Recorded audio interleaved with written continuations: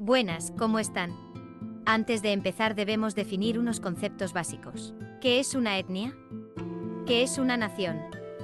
¿Gobierno? ¿Estado? Citaremos a algunos autores que han aproximado algunos conceptos que nos pueden servir como respuestas. Etnia y nación.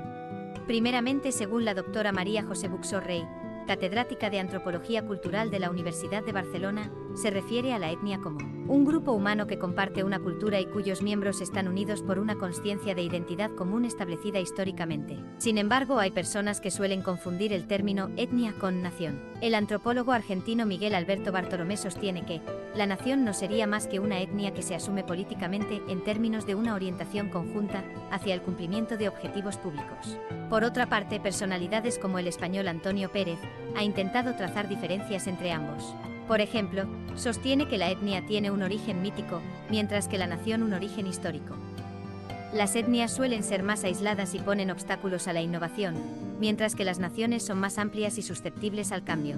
También dice que mientras que uno absolutamente pertenece a una etnia, en el caso de las naciones, es algo más relativo.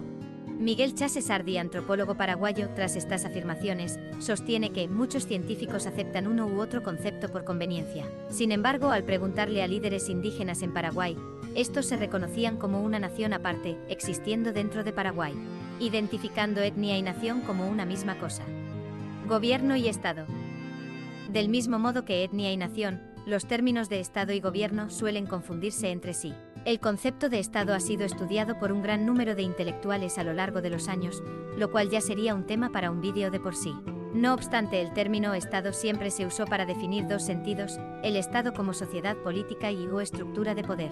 El sacerdote y antropólogo alemán, Wilhelm Kappes, define claramente qué es un Estado, siendo este un pueblo que posee un espacio geográfico el cual considera como suyo, defienden a los suyos de amenazas externas e internas, una relación entre individuos por encima del parentesco y que poseen cierta dirección superior común.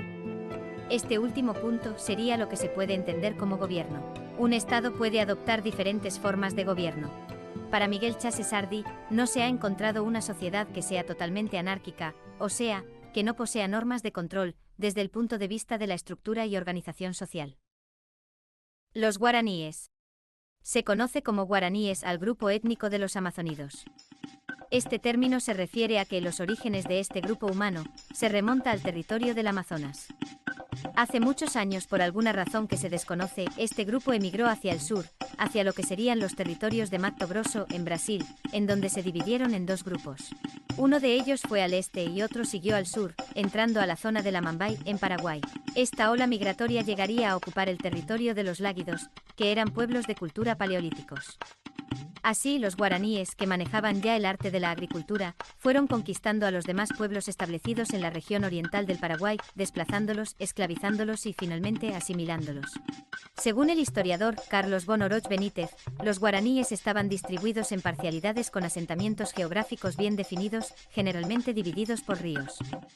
A la llegada de los españoles, existían 14 pueblos o asentamientos: los carios, los tobatines, los itatines, los guarambarenses, los paranaes, los tapes, entre otros.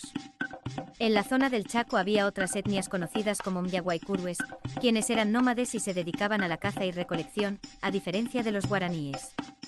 Entre esos estaban los chiriguanos, que realizaron expediciones hacia el Perú, territorio inca. También hacia el este se encontraban los aché, quienes son reminiscencias de los antiguos pueblos lágidos. ¿Sociedad sin Estado? ¿O Estado primitivo? En su libro Indios y Mercosur, de Miguel Chase Sardi, explica que algunos investigadores han descrito a esos asentamientos autónomos de los guaraníes como sociedades sin Estado. Sin embargo, sostiene que los guaraníes poseían todas las características de un Estado, según la definición del padre Kappes. El padre Antonio Ruiz de Montoya describía así la organización de los guaraníes: vivían y hoy viven los gentiles en poblaciones muy pequeñas, pero no sin gobierno. Tenían sus caciques en quien todos reconocen nobleza, heredada de sus antepasados, fundada en que habían tenido vasallos y gobernado pueblo. Aún así, Sardi difiere en un punto. Recalca que se tiene la creencia popular errónea de que los caciques eran el máximo poder entre los guaraníes. Sostiene que el poder real estaba en la Asamblea General, o Atiguazú en Abañé, lenguaje conocido hoy como guaraní. Por lo que describe a este tipo de gobierno como panarquía, o sea, un gobierno de todos por todos. Este tipo de gobierno implicaba que todo se realizaba mediante consensos absolutos. Aunque si existía alguna minoría que no estaba de acuerdo con lo consensuado, se apartaba y se iba a otro lugar donde pudieran, otra vez, llegar a un consenso favorable. Pero una característica de todo Estado es el de administrar justicia, también llamado el monopolio de la fuerza. La Asamblea General tenía la potestad de castigar delitos, faltas o desviaciones socioculturales. El cacique se encargaba de administrar estas sentencias y organizar los consensos. Con el tiempo, el cacique se encargó de los delitos menores, mientras que los más graves eran llevados a la Asamblea General. En sus investigaciones, Sardi descubrió, por ejemplo, que entre los delitos más graves se encontraban el incesto, asesinato y la hechicería.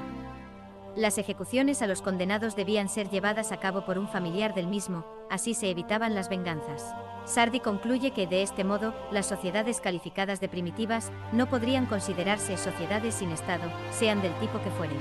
Definiendo a los guaraníes como una etnia-nación de cultura anteriores a la formación y a la organización del Estado paraguayo, incluso, en sus palabras, arriesgaría a llamarlos estados panárquicos. ¿Qué opinas? ¿Verdaderamente existió alguna sociedad sin Estado? Puede llegar a existir. ¿Sabías esto del pueblo guaraní?